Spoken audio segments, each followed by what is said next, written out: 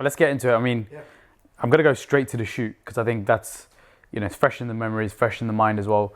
How did that feel? Because obviously, when you signed up a year ago, you may have thought about photo shoots because obviously Pooja has done one. But talk us through that specific day, the experience, and did it go by everything you had visioned as well? Yeah. It was surreal. I mean, I'll be honest. And like you said, when I first joined K-Mac Fitness, that wasn't necessarily a goal, right? I think for me, it was getting back into body recomposition. We can get into that as well. But I think for me, it was once I got into the program and then working with you, I felt very comfortable. And I think at that point, and I think maybe a couple months had gone by, where I felt that potentially a photo shoot is attainable. Whereas initially I'm like, I don't know. I saw what my sister-in-law went through. I mean, she looked amazing. I'm like, do I have that fortitude to be able to go through the process to get to photo shoot ready physique? And I kind of doubted it because I felt like that took a lot of commitment beyond which I might be capable of doing. But unbeknownst to me, I had that, and I thank you for that because you got that out of me. You made me feel very comfortable week in and week out with my check-ins. You made me feel like I was on the right path. I knew what I was doing. And so when you had brought the opportunity to my attention, I said to myself, you know what? Maybe, like, why not, right? I think that's something that I felt a lot more comfortable with than initially. Initially, I was more hesitant. I said, you know what? Let's just get back into body recomp. Let's get the physique back where I kind of want it to be, in a good place. But I think as we went on, the likelihood of me feeling ready for photo shoot, I gained more and more confidence with that. And ultimately, leading up to the day of the photo shoot, it was one of those things where you kind of start seeing the light at the end of the tunnel. But when the light is actually there and you're at the end of the tunnel, you're right. It's like, is this really happening? Yeah. And the entire team, I mean, you all made me feel so comfortable. And I didn't walk in with expectations. So I could say that I was overly pleasantly surprised. I'm not surprised because of just how you all are and just knowing you and my interactions with you. I just knew it was going to be a very supportive, loving, amazing opportunity. And it lived up to all the hype. So much to the point where I want to do it again. Yeah. And I never thought to myself that I would be in that mindset. Right. And it took this experience for me to actually embrace it, to say, this is doable. If you put your mind and heart and spirit into anything, you can do it with the right individuals, the right accountability. And that's exactly what you provided for me. So I thank you, honestly, for getting me to where I am today and for that photo shoot. Yeah, well, thank you for being accountable because otherwise, you wouldn't be here. Exactly. I mean, I want to go back actually then. Let's go back to like the why initially because, I got your application form, I knew who you are, and I was like, okay, cool. He's been in fitness. I can tell he's been in fitness, right? But talk us through that initial why. It's like, obviously, I'm guessing family's been an influence as well, right, in terms of signing up. But why did you sign up initially? Yeah, so going back even before that, so I had done, I think to your point, body recomposition with another coach. He was great. And that was my first entree into body recompositioning. I didn't really understand what macros were. I was always a health conscious individual to begin with, but I think going through the process of body recompositioning really helped me understand the science behind nutrition, right? For example, I'd wake up in the morning, eat a scoop of peanut butter, I'm like, this is protein, this is great. Little did I realize how much fat I just put into my body, probably a day's worth of fat, right? If you're tracking, that I just ate in one spoon. And here I am working out 5-6 days a week, going to Orange Theory Fitness, going to the gym, not seeing the results. And I'm wondering why. I'm working out so much. I'm eating healthy. Why am I not seeing any change in my physique, right? And so going through the body recomposition exercise was great, and it got me to a point where I was happy.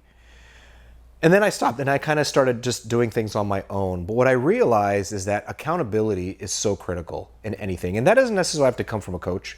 It could come from a family member. It could come from a spouse. It could come from a friend. And I think having that accountability for me was very important. Seeing what my brother and my sister-in-law had gone through with the KMAC fitness family was very inspiring. And it's funny because she and I actually, we were joking about this, where she mentioned that I had inspired her to get back into body recomp and macros, and then the flip happened. She inspired me to do it again. I think based on their experiences working with KMAC and then my experiences firsthand, I felt like I got more out of body recompositioning than I may have gotten initially with my prior experience. I think the touch points that you offer were much more intimate, if you will. I felt that they were they were done in a way where you're getting real-time feedback. Your accessibility over text is fantastic. Even if I wanted to drop a quick question and you were there to answer those questions, I thought that was great. I think the degree of feedback you provided was on point with what I needed. It was very tailored to me, right? And I think that's where I truly embraced and enjoyed the journey with KMAC, is that week in and week out, I knew that I was on the right path. I didn't necessarily have a lot of questions in terms of like, is this right? Like, am I doing this wrong? And if I did, I would ask the question, and you would totally say yes or no, right? And why? You would explain that. I think the education of it as well was also very helpful to me in terms of furthering my understanding of nutrition, right? Physique and physical is one aspect of it, but I think it's the nutrition and the health that is so much more important.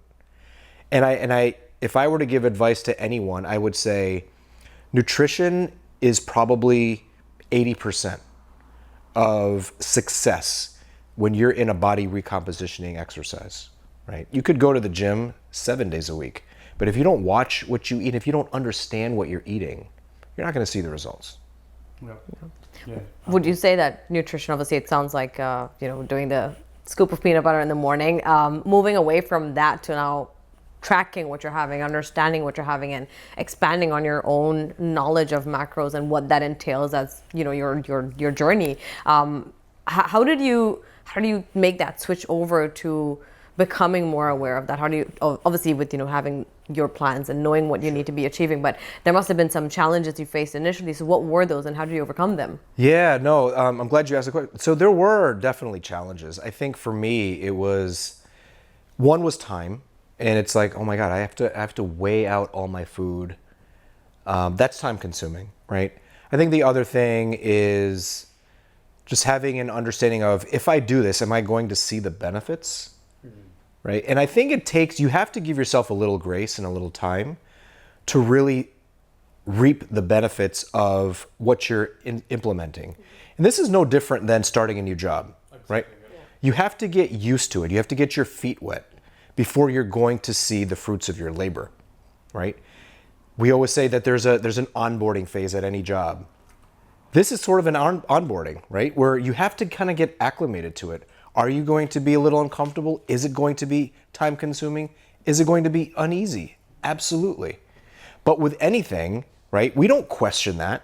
We embrace it. We give the space its time. And then what happens is when you do the weekly check-ins and you see the transformation, you see the body weight drop, you see the weights increase in the gym, this is all serving a purpose. And then it all makes it worthwhile. Just like with any habit, right? It takes time and it takes patience. And I think for me, that's the time and the patience was key in order for me to really understand and appreciate the tracking of macros. Now, I feel so much more comfortable when I'm tracking rather than when I'm not. And that's not to suggest that, I stress out when I go out to the restaurants. Trust me, I'm a foodie. I absolutely love that aspect of life. Look, we can get it. Yeah, no, absolutely. And I appreciate that. But I think for me is the element of when I'm back at home and I have the ability to track and I can weigh, I just feel so much more at ease, you know? And for me, it's a lifestyle. And I want folks to understand that this is not a fad. This is not something that you do for a short period of time and then you're like, yeah, I'm done. This is truly sustainable. You know, and if anyone was going to take anything away from this, that's what it is. That this is a lifestyle. This is sustainable. You can still enjoy everything that you have always enjoyed and still get the results that you're looking for. You can have pizza, you can have wine, you can have all of that. But if you do it the right way, you can have all of it, right? I remember we had a conversation once and you're like, I think it was around pizza, and I think obviously we both love pizza. And I said, and I think you said to me, "Can I really have pizza?" I'm like, "Yeah." I mean, like it's one thing you can have in this program is like pizza, but this is the we always said like a 3-slice rule. Anything more than that, I think it's just obviously additional calories. But you can always fit 3 slices in within your day, in my opinion. Now it depends on where you get it from. If you get it from like your regular mom and pop shop, they could be better because of ingredients and how they cook it, whatever. But I think that's, I think, when you were like, wow, I had a pizza, I felt really good, back to normal tomorrow. Right. For the people who sometimes do all or nothing, what's the advice you'd give them? Because obviously, you know, some people can feel really good one day and then they're like completely flat the next couple of days, and then they're like, I'll start on Monday. And whereas you had travel, you had loads of things going on, and we'll get into the travel side in a minute as well, but it'd be cool for folks to understand that from your end as well. Did you go through any of those like dips? Yes and no. I think for me, I'm one to trust the process, right? And I say that coming from Philly myself, so pun intended, right? But I think for me, it's having the belief in the process, in the coach, in the system that's been implemented, to give it time, understand and learn and appreciate what it is that you're doing and what is the ultimate goal. Right. And I think if you can get your mindset around that, it makes the journey that much more easy to do. Rather than questioning every corner. You know, if I eat this on Saturday, should I not eat this on Sunday? Or what should I do on Monday? If I binge on this day, should I not eat you know what I mean? I feel like to go through this journey, it's best to allow it to do what it's intended to do. Just straight and narrow, as opposed to trying to come up with a lot of these ups and downs and trying to form fit it into something that it's really not intended to be. So for example, I'll tell you, if and when on a Saturday I happen to go out with friends to a restaurant and I enjoy my meal, that actually motivates me even more the next day or even on Monday to hit the ground running. Like, I'm like, yes, I enjoyed my night. I enjoyed my food, my friends. I'm ready to go back to the gym. I'm ready to start like with the macros again. And it actually energizes me more than makes me doubt sort of the process, if that makes sense. So that's what I would say. I would say, allow yourself to just go through, even if it's a week at a time, a few days at a time, right? I think sometimes people can bite off more than they can chew, and I think folks are looking too far into the future without being present, because that's when you start getting caught up in your own mind as to, is this right? What am I going to look like then? Like, don't think so much in advance. Just worry about the day to day. Yeah, I think we say that a lot to clients, is that, you know, don't worry about like, you know, what the outcome's going to be. Outcome's going to happen, but the outcome's, you know, relative to your process at the end of the day. And I think if you can show up and, you know, like you said, switch that mindset. I think a lot of people struggle from switching that mindset. All of a sudden that this weekend comes around and they've not prepped for it. They don't know what's going on. And yeah, maybe the coaches have told them something, but something goes amiss. And, you know, they're all of a sudden they're like, I don't know what's going on. And then Monday comes around and they're just unprepared for that. But whereas if we just pick it back up and just get on with it, ultimately that outcome becomes closer and closer and closer. You just are going to achieve that at the end of the day. Absolutely. And you know, along that same lines, I think as in any relationship, the onus can't be on the coach, right? Yes, there's an accountability factor, But that accountability is also on the person, on the client, right? They have to own up to their end of the bargain. They have to put forth the commitment to want to be better, to want to adhere to what you are suggesting and what you've outlined for your clients. Without that, it doesn't work, right? And you have to be willing and to trust, again, the process, right? That the coaches have outlined, because it's critical. I mean, if for example, Kunal, you told me that, this is what I want your macros to be for this week. And I said, all right, great. And then, I go on a work trip and I said, Kunal, I understand, but there were just so many receptions and events and, drinks, and, I'm a social person. And, so they wanted to have some beers with me. And so I did. And, now my body weight scale is much higher than it was last week. Right. Understanding that those circumstances happen, but there's also an accountability factor on me to make sure that I do what I can do to be as adherent as possible to what you've prescribed. Especially the next couple of days thereafter. Correct. Exactly. Right. And so I think that onus on the client is very important. Agreed. One thing you said, which is really also important, is, and I've said this one thing to a lot of clients, the ones who get a transformation, right? They'll have bad days, but they'll never let it drag on for a long period of time. And you said that, you're like, as much as I would have dinner with a friend, either the next day or the day after, I'm 100% back. So you forget about what happened 2 days ago. And I think sometimes people let it fester on for too long, and as a result, they just don't get where they need to get to. And I say to them, like, I told one lady one time, I was like, but people get transformed, they're not perfect. Right. In fact, they are actually very imperfect, hence why they got a transformation, because they're not chasing that. And I think, what you've done with, like, even, let's talk about the travels, because you traveled a fair few amount, whether it's like you're going all over the state. So, like, because a lot of people, we have a lot of busy folks, you already know that, you're one of them. What are some of the key tips you'd give someone right now who is, let's say, listen to this, funny enough, on a work trip, and like, damn, I'm actually struggling work trip, but you're the guy, in my opinion. So I'd love to hear some tips. Yeah. The one word that comes to mind is planning. Anticipation, right? We all know, I mean, if you travel for work, you kind of have a sense of what that week or several days is going to generally look like. For me, it's, you wake up, there are, whether it's a trade show or it's an internal meeting at a hotel in a conference room where, there's likely going to be a breakfast buffet. There are going to be loads of snacks during breaks, some of which, are very indulgent, others may not be. And then invariably at night, there's a dinner at a restaurant, there's reception, there's an open bar. So you kind of know some of these things in advance. So for me, I try to plan as much as possible where, so say for example, if I know what my prescribed macros are, and I do because you've done a great job with making sure that it's clear, that, I try to stay as adherent to my normal meal schedule as possible. And I'll kind of share some of the variations. So for example, breakfast for me is probably the easiest, because if it's eggs, I can get eggs anywhere. It's universal, right? Or if someone's a vegetarian and I love oatmeal, right? And you've got me onto that Ghost protein powder, so I do overnight oats with that all the time. Shout out to Ghost, absolutely.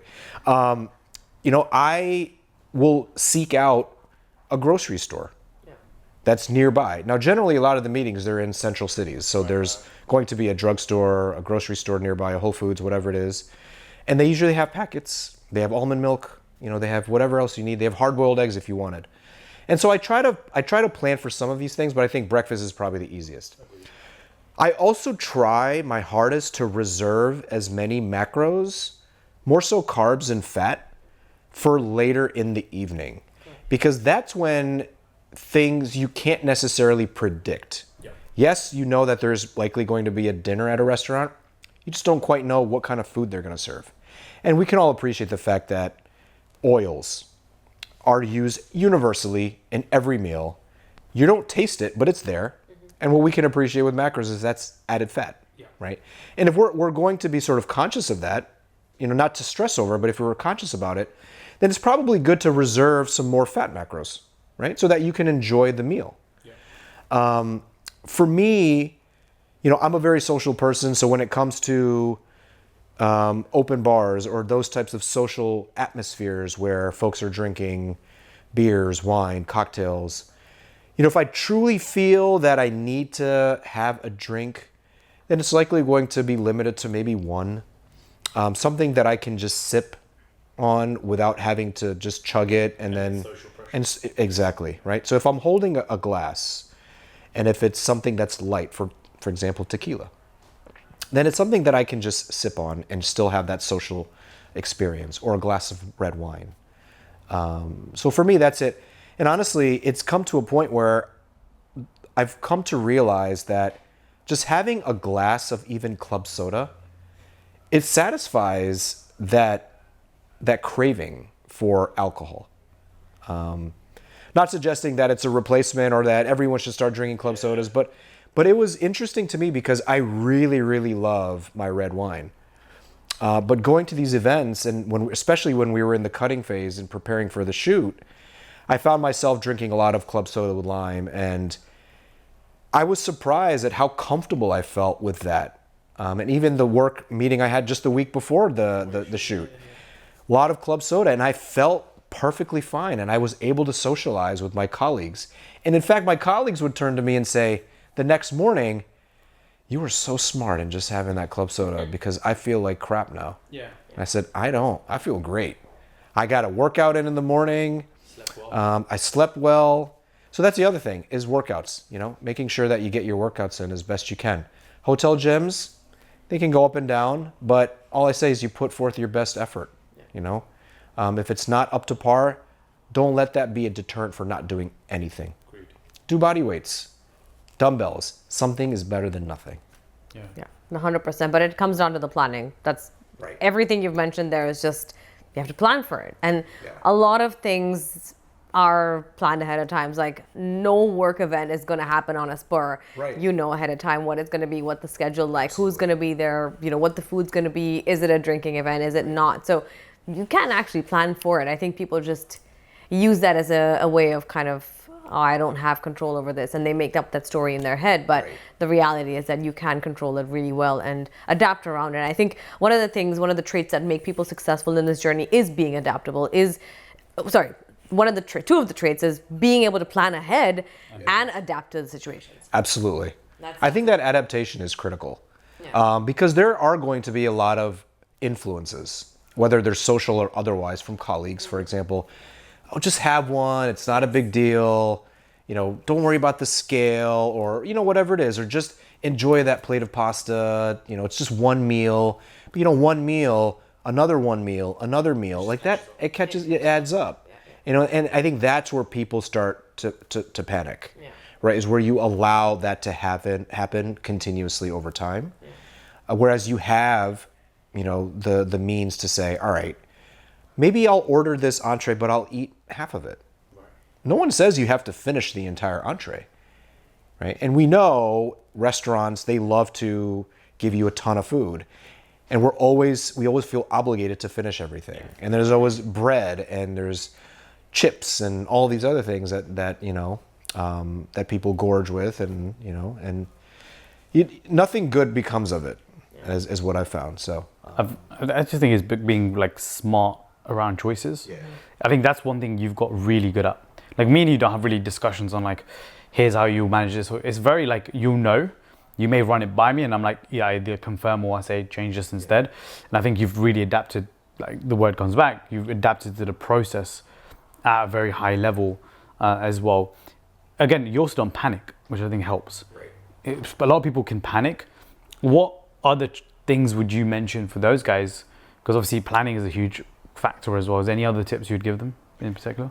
Yeah, so as first thing, as much as I travel and I try to stress, I feel like you keep me grounded.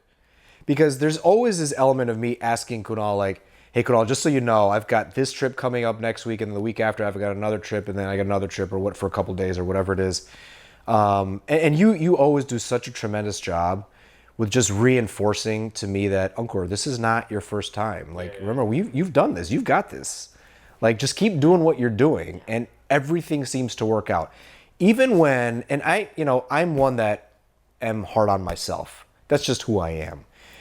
I'm always like, I don't know about this next trip. Like, this one's going to be tough. Yeah. Here we are, 8 months later. Photo shoot, check. Everything's, body weight, check. Everything has been working out exactly how you told me it would. Yeah. And I think it's just body weight when we predicted, like literally 100%. It's spot on to where it was. And I was like, when you told me that, I said, in my mind, I'm like, I trust him, but I don't think I'm going to get to that body weight. That just seems like a lot, to go down. And the day of the lo and behold, I stepped on the scale and I was exactly at that weight. And I'm like, how the hell did he know that? But I would say to those that, are, that do stress out, not to re-emphasize, but I think it's just the planning, right? And realize that this program is not about perfection.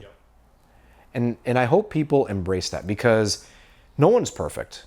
I go on work trips, and if I see a freshly baked chocolate chip cookie during a break, am I going to take a bite of it? Absolutely. You didn't hear that from me. But yeah, I mean, I think, what that does is if you really have an itch to want to have that, just have a bite, savor it. Savor the bite. And then I guarantee you're going to be like, I'm good. I don't need to finish the whole thing. But you get it out of your mind that I've done it. Or if it's a drink, get a drink, finish half of it. Why do we feel compelled to finish everything on our plate, in our glass, right, on a napkin? Like buffets in the US, I mean, crazy, right? I say use that to your advantage. Look for the lean proteins. Look for the salads. Fill up on volume. Fill up your plate. Fill up your plate, right? With some of the things that you can without feeling guilty. And then if you're still hungry, then go after the pastas or whatever it is. Or if you really love pasta, take a little bit. Fill up with salad, some protein. Guaranteed you're going to feel full. Eat slow. Don't stuff your face, take bites, chew, put your utensils down. Everything that we see from bloggers and other folks and coaches, they all hold true. They all hold true. It's take your time with the meal, appreciate the meal, love the meal. And I think if you do that mentally, you're going to feel satisfied. You're going to feel satiated from what you're eating and what you're drinking. The mental side is huge. Yeah, no, 100%. Mental side is very, very big, and a lot of people do struggle with that as well. And everything you said is, spot on. And separate to that is that, yes, it is about savoring the meal, but I think when it comes down to like a social setting, whether work or otherwise, we've as a society come to put a lot more emphasis on the food. Right. We talk a lot about like the menu, and I know there's times when like you look at the menu before you go, then you look at the menu when you're there, and then and then you've ordered the food and you're still looking at the menu like, oh, I don't know, maybe I want to have this as well. Right. And then you've like over ordered, and then there was so much food, and now all of a sudden you're in this position of, oh my God, what am I going to do with all this food now? And the problem is exactly that, is that the emphasis is always on the food. Now, don't get me wrong. We all love food. True. I think everyone puts their hands out like, I'm a foodie. Everyone who comes across as like, yeah, I'm a foodie. Who's not a foodie in this day and age, right? There's so much variety around us. But I think the approach and our mindset is very corrupted right now around food a lot more. And I think there's one piece of advice to add on to that. And I think I say this a lot, and we also kind of want to represent that a lot more, is that the social is not about the food. The social is about the social. It's about the people you're with, how you're interacting with them. And if you put both in combination of, taking time with meals, you'll allow yourself to interact more with the people and make more of those connections. But on that note of sort of people and socials in general, obviously you mentioned work trips and you mentioned comments in general. Did you experience a lot of that, like some stigmas? Did you experience a lot more like, hey, why are you doing this? You're okay, or anything of that sort? Oh, absolutely. But first of all, I have to say, I love what you just said about the social being the social. You are so right about that. And I think that goes along with what I shared earlier about the club soda. Yeah. And coming to realize that I didn't necessarily need that glass of wine or that cocktail to really enjoy my time, right? So I spent, self-imposed the past 2.5 months, without any alcohol, just because I wanted to be the best version of myself getting ready for the shoot. And, it was a little bit of a transition, but I think as I went on these work trips and had these social events, I appreciated the fact that I could still allow the social to be social without having alcohol. Yeah. And I think that was wonderful. Yeah. Sorry, your question was about comments. Yes. There are always comments, I think, being made. But the interesting thing is the comments that are made like, why are you weighing your food? Or what are you training for? Or that must get tedious. I think part of it was curiosity. I think the other aspect of it was maybe a bit of envy. And, and I say that only because the individuals that have made the comments, they've never done it, but invariably they'll come back around and say, I give you a lot of credit for doing what you're doing. Just that week before the shoot, when I was in Denver for work, I was dialed in. I had my food scale. We had the buffet, the breakfast buffets, the lunch buffets, and they had this pot of egg white, scrambled, right? And, I was putting the scrambled eggs on my plate and weighing it out, and I had my colleagues come up to me and say, why are you weighing that out? Or I would take it to the table, and I had oatmeal, and I had these little ramekins, and I would put stuff in the ramekin and weigh the ramekin. Now, granted, this was probably a bit excessive than I think normal procedures would call for, but for me, this was okay. Week out, yeah. It was a week out, right? And so a lot of questions with that. But I think for me, and perhaps for a lot of the other clients, initially, it's a bit uncomfortable to receive a lot of these questions. Full transparency. You're kind of like, oh my God, I'm being judged. A center of attention. Like, does this feel good? I remember, one of my colleagues joking with me saying, hey, did you get another 6 hard-boiled eggs this morning? Because, there have been times where the breakfast wasn't really, in my, like, I guess, suite of foods that I would want to eat for breakfast. And so I had made a request to the hotel, which they gladly obliged, and they brought me some hard-boiled eggs, which was great. And so that became sort of a running joke. But soon enough, I think people fully understood who I was, what I'm doing, and how regimented and disciplined I was. And all from that point forward, I heard was, man, you have such great willpower. Like, this is great. Tell me more of what you do. Who's your coach? How did you get involved? So now people are curious, right? Because they see that despite the comments, I'm unfazed. And they've started to realize that what I'm doing is actually something that is positive from a health perspective. This has nothing to do with a shoot or physique, but it's about general health, right? And I think individuals who are waking up feeling sick or on multiple medications, this whole body recompositioning, I have to be honest with you. I mean, having gone through my annual check-ins with my physicians have even asked me, what are you doing?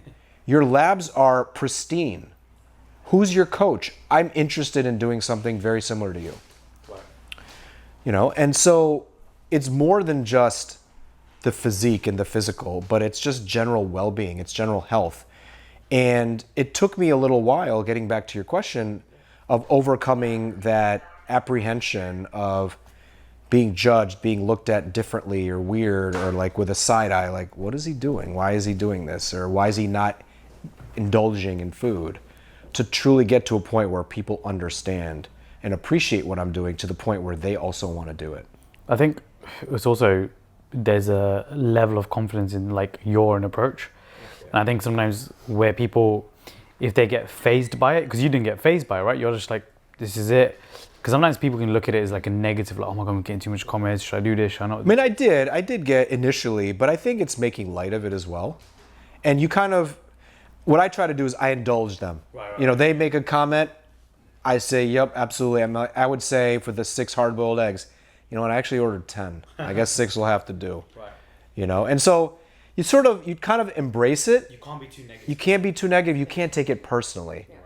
right? And I think once you allow yourself to feel some levity towards it, that automatically just cascades, and everyone's just like, you know what, this guy knows what he's in his zone. Let him do his thing. That's actually the crucial part, because I do the same thing. Yeah.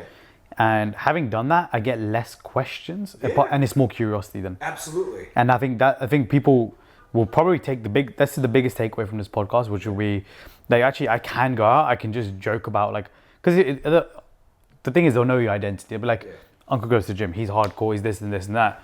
But if you joke about it, if you're not serious about it, like, you're not like, I'm definitely gonna have 6 eggs and they messed me up. Right. They know you can get rattled by that. Whereas in this instance, they're like, damn, he's good.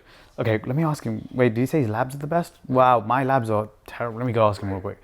Right? So it goes from like initial joking, you joke about it, to like really serious probably. And the longer you do it, the less joking will be. Yeah. In my opinion, anyway. So I think that's a really big takeaway, that actually, in my opinion. Yeah, no, I agree, 100%. And it's interesting, coming out of the meeting in Denver, I kid you not, probably no less than 50 people were aware of what I had coming up the following week. Wow. And they were all like, you've got this. Like, what you've done this week is incredible. Like, you deserve it. Keep going. You know, they're like, hey, do you want me to get something for you? Like, I saw that they don't have grilled chicken. They've got fried chicken. Hey, why don't I can go ask the person. They're supportive. It becomes a support system more so than a line of questioning. And I think that's, to your point, Kunal, is the ownership of it. Like, this is who I am. Going back to the earlier point, this is a lifestyle. I'm not going to change for anyone because this is my happy place. Right. And people, they understand that, and they will understand it. And if they don't, then that's unfortunate, and that's something that, you know, they'll probably regret later on. Yeah, and it will just be envy, right? Or it was always envy, and then they'll come around and be like, damn, like, especially when your pictures get released and they see the pod, they see everything around that, they'll be like, you know what, that was actually quite dope, because obviously we'll be on Spotify, and you can share it with your colleagues, and they'll be like, well, damn, actually, this is quite inspiring. I mean, you also went through, like, we'll go through in a minute, but we went through injuries as well. Throughout this, again, we laugh right now, but a lot of people would quit in the middle of injuries. Whereas me and you never had that kind of discussion where you're like, dude, I think I'm gonna take a break, or I'm done. Like, talk us through that situation, going through that, and then just, like I said, we never had that discussion. So what was your thinking around that? Yeah, that's a great question. So I'm 47, and full disclosure, I am one of the most injury prone guys I know. And it's a running joke in the family as well. Even with my close friends, they're like, what did you pull this time? You know, because I literally, from my shoulder to my knee to my hip, whatever, I've pulled something at some point. And you know what? It can be frustrating, and it is very frustrating when it happens, because all I want to do is be my best in the gym. Right. You know, I've questioned myself. Is it maybe, you know, being Indian, just genetically, I'm just not meant to be in the gym and push weight and whatever. And so then initially I start questioning myself, like, is this really what I should be doing? Like, am I just setting myself up for more injury?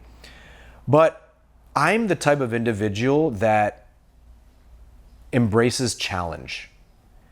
No matter if it's a personal challenge, meaning peer-to-peer, or me versus the gym, or me versus my own body, you know, I will not quit, and I will not give the benefit of the doubt to that challenger, whether it's my knee or an individual, to derail my progress. I think it takes maybe a bit more precaution now, and to be more mindful of how I approach things. Warm up, you know, take the time to warm up. Cool down as well, right?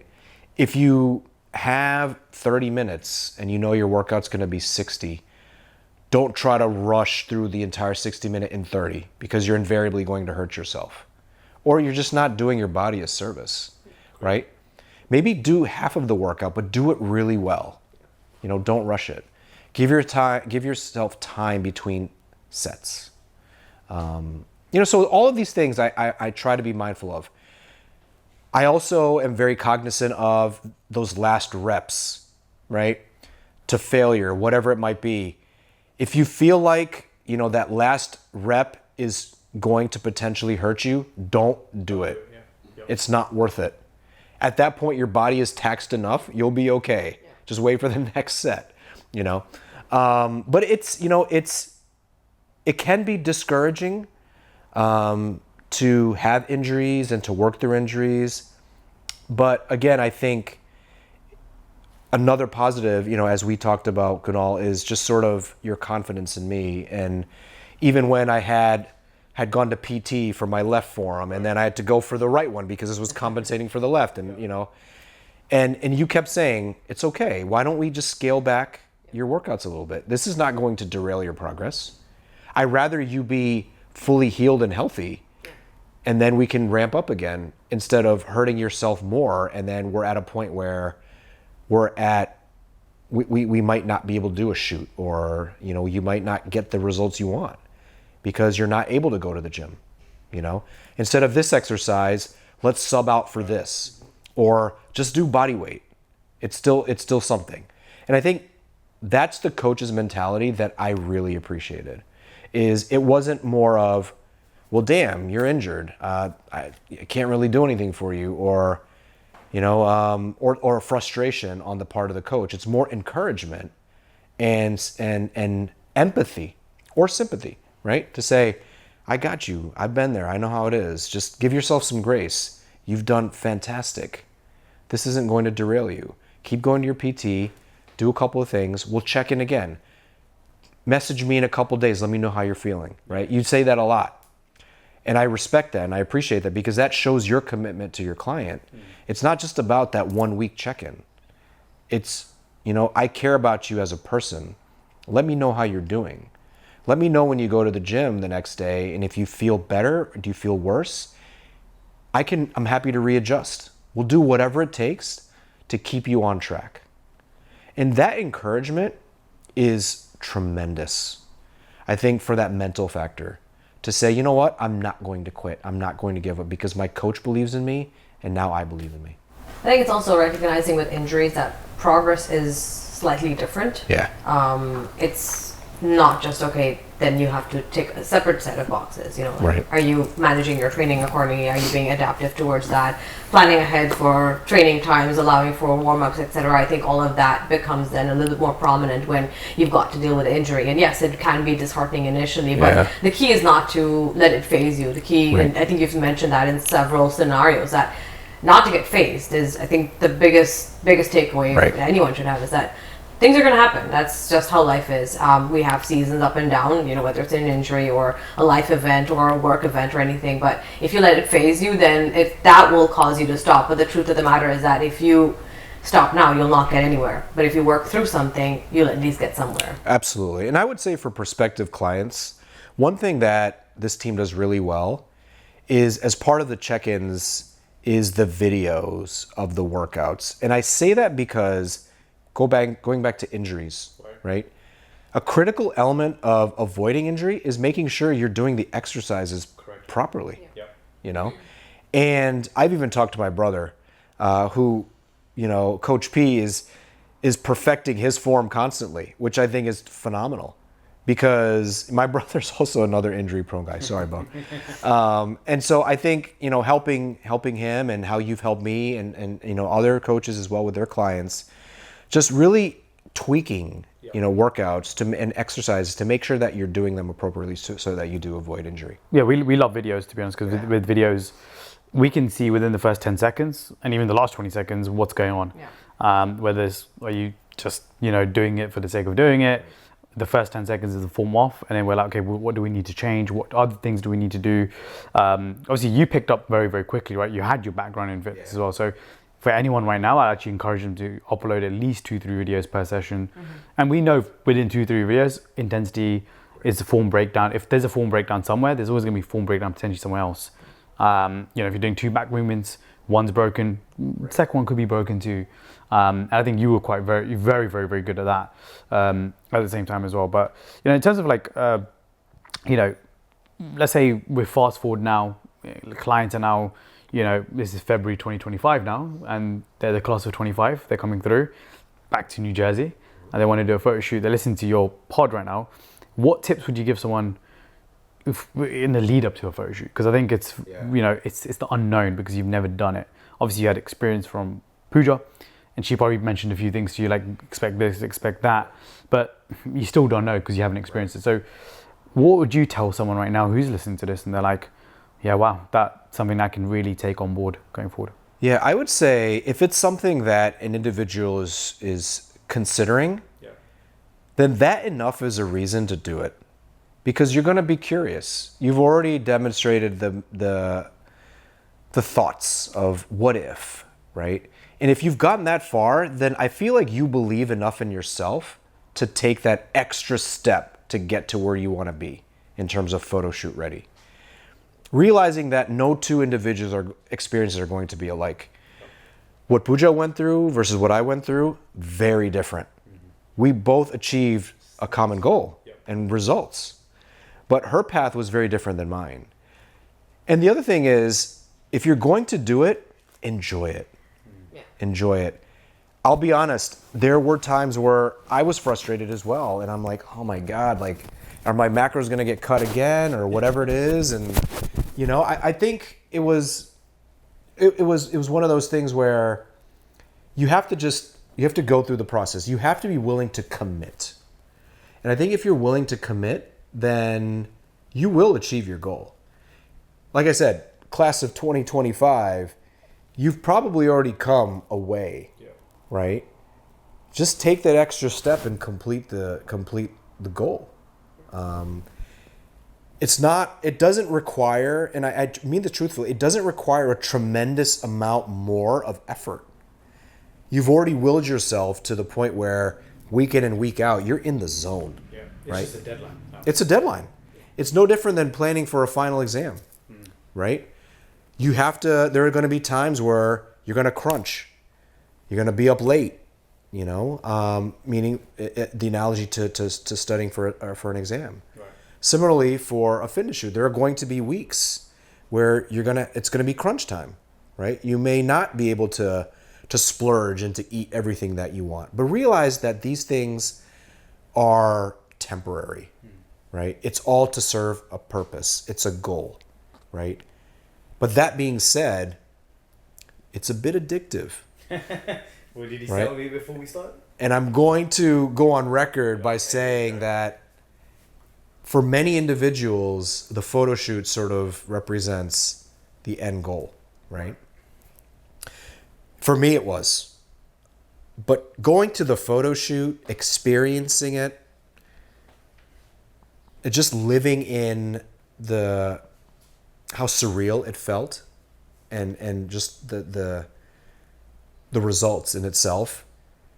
This to me now seems like it's just the beginning of a journey, not the end. Yeah. And so I'm actually excited for what's to come now. I may be part of that class of 2025, I may be part of that class of 2026, but I think for me, it's one of those things where, I have proven to myself that I am capable of getting this far. And as I was sharing before, it was a personal challenge to myself. People ask me, why are you doing this? What are you going to model? Or I said, no. I said, for me, it's just a personal challenge. It's never the vanity.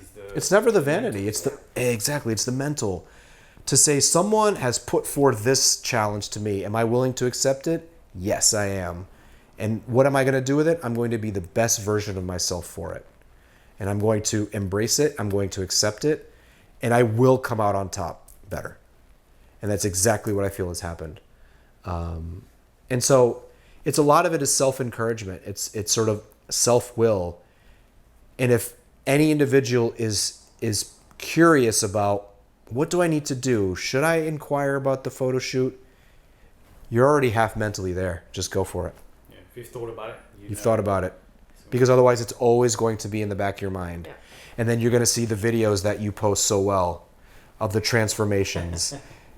I've seen them. And I have to be honest, I was very intimidated by what I saw and the transformations of the women and the men. And I was just applauding all of them. And I said to myself, am I going to be able to do this? Now they're going to applaud you. Well, thank you. I mean, for that. But, I feel like I'm in good company, and I feel really good about it.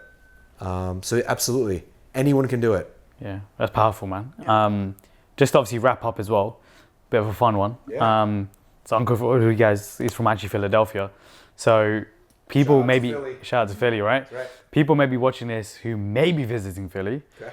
Let's name some of the best, the cheesesteaks that we can get from some places anyway in Philly. So I know we mentioned. Yeah, so Angelo's probably number one, I would say. They're good for their cheesesteaks and their pizza. Yeah, they've got lines. It's crazy, but definitely Angelo's. I would say I like Tony Luke's. Now, depending on who you talk to in Philly, you're gonna get a different answer. You're gonna get 10 different answers. You're gonna get there's Steve's.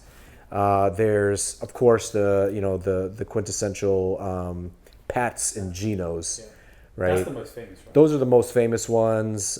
They're really good, especially at 2 a.m. But I would say for me, Angelo's is probably number one. Cool. For cheesesteaks. Pizzas? Pizzas too. Pizzas, Angelo's Pizzas, Nomad Pizza, Pizzeria Badia. Oh man, there's so many. I could go on and on. There's so many good places, but next time Philly, we gotta make it happen. If you guys are in Philly, I'm definitely gonna do a pizza crawl. Fly Eagles fly, because I got a jersey from him now. So shout out Jalen Hurts. That's right. But yeah, Ankur, really appreciate being on the pod. Where can people find you? Because trust me, after this pod, you're gonna get a lot of DMs as well. So Yeah, what's your Instagram, Ashaw531. There you go. So shout out Ankur. Apart from that, guys, see you in the next one. Appreciate it.